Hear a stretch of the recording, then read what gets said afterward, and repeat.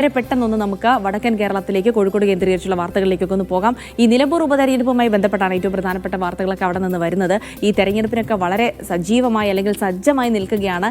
തെരഞ്ഞെടുപ്പ് തീയതി പ്രഖ്യാപിച്ചാലുടൻ സ്ഥാനാർത്ഥി പ്രഖ്യാപനം നടത്താമെന്നൊക്കെയാണ് മുന്നണികൾ അവകാശപ്പെടുന്നത്. അപ്പോൾ അതുമായി ബന്ധപ്പെട്ടുള്ള വാർത്തകൾ എന്തൊക്കെയാണെന്ന് നോക്കണം. മറ്റൊന്ന് ഹെഡ്ഗേവാർ വിവാദവുമായി ബന്ധപ്പെട്ട വലിയ പ്രതിഷേധമൊക്കെ പാലക്കാട് നഗരസഭയിൽ ഉണ്ടായിരുന്നു. ഇപ്പോൾ നഗരസഭാ കൗൺസിൽ യോഗം നടക്കുന്നുണ്ട്. അപ്പോൾ ഈ നൈപുണ്യ വികസന കേന്ദ്രത്തിന് ഹെഡ്ഗേവാറിന്റെ പേര് നൽകാൻ സമ്മതിക്കില്ലെന്ന് പ്രതിപക്ഷ കൗൺസിലർമാർ പറയുന്നു. എന്നാൽ തീരുമാനത്തിൽ നിന്ന് പിന്നോട്ടില്ല എന്ന് ഉറച്ചു നിൽക്കുന്നു ബിജെപിയും. അപ്പോൾ അതുമായി ബന്ധപ്പെട്ട് ഇന്നിപ്പോൾ പാലക്കാട് നഗരസഭാ കൗൺസിൽ യോഗത്തിനിടെ എന്തൊക്കെ ഉണ്ടാകും തുടങ്ങിയ കാര്യങ്ങളൊക്കെ ആകാംക്ഷയോടെ നോക്കുന്നുണ്ട്. ഫൈസൽ നെടുമ്പാല വിവരങ്ങൾ നൽകാൻ അയച്ചു തരുന്നുണ്ട്. ഫൈസൽ, ഇന്നിപ്പോൾ ഏറ്റവും പ്രധാനപ്പെട്ട വാർത്ത എന്ന് പറയുന്നത് ഈ ഹെഡ്ഗേവാറിന്റെ വിവാദവുമായി ബന്ധപ്പെട്ട് പാലക്കാട് നഗരസഭാ കൗൺസിൽ യോഗം ചേരുമ്പോൾ എന്തൊക്കെ സംഭവിക്കുന്നു എന്നുള്ളത് തന്നെ ആയിരിക്കണം അല്ലേ?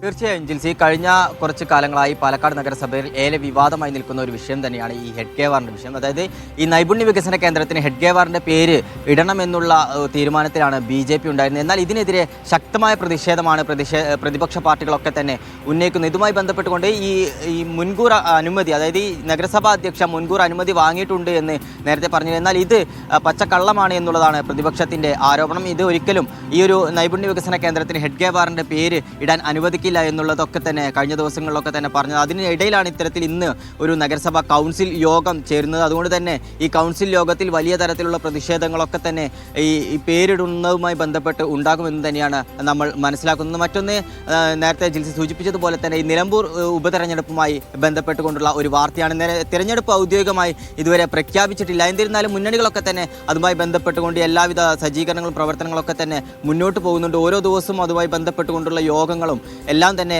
നിലമ്പൂരിൽ നടക്കുന്നുണ്ട്. നമുക്കറിയാം, അൻവർ ഈ LDF വിട്ടതിന് ശേഷം ഈ UDFിലേക്ക് വന്നു. എന്നാലും UDFിലേക്ക് അൻവറിൻ്റെ ഔദ്യോഗികമായ ഒരു പ്രവേശനം ഉണ്ടായിട്ടില്ല. അതുമായി ബന്ധപ്പെട്ടുകൊണ്ടൊക്കെ വാർത്തകൾ വരാനിരിക്കുകയാണ്.